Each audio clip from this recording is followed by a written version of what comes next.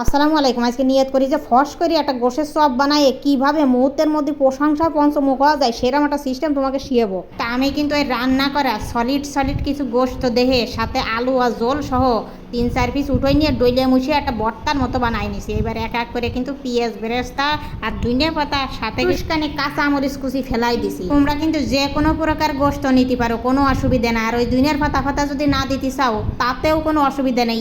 আমার অনুরোধ থাকবে যে এই জিনিসটা একবার হলেও বানাই খাবা। এবার কিন্তু এই বস্তুটারে একেবারে কিন্তু একেবারে মাখা জাকা করে কঠিন অবস্থা থেকে একটা তরল অবস্থায় নেওয়ার জন্য হাতে খানিকটা তেল ডলে ছোট বড় যে কোনো শেপ দিতে পারো। আমি একটু ছোট ছোট করে নিলাম। তোমরা যদি ভাইবে থাও এটা ঝামেলা আর সময় সাপেক্ষ তাহলে বিরাট একটা ভুল করতেছো। একটুও সময় লাগবে না, একটুও ঝামেলা হবে না, কিন্তু মুহূর্তের মধ্যে তুমি এটা বানাই নিতে পারো। পরিমাণ মতো বেসন নিয়ে নিছি, সাথে একটু বেকিং পাউডার ফেলাই দিছি, সাথে লবণ হলুদ আর আছে তোমার আদা বাটা জিরে বাটা জেনে যা আছে আর কি তোমরা যা যা দিতে চাও, সাথে একটু তেল দিয়ে নিবা। আর ওই পানি গপ করে যেন ছেড়ে দিয়ে না, অল্প অল্প করে দিয়ে এই সুন্দর একটা বেটার বানায় 10টা মিনিট কিন্তু এর জিরিয়ে দিবা। এবার 10টা মিনিট পরে কড়াইটা গরম করে বেসনের সাথে কিন্তু ওই চপটা লাগাইয়ে আমি এই যে ভাজা শুরু করে দিই। মিডিয়াম থেকে একটু লো আঁচের মধ্যে কিছুক্ষণ সময় নিয়ে তুমি আস্তে আস্তে করে বাজিয়ে নিয়ে খাইয়ে আমারে জানাবা যে কিরাম খাই নয়তো।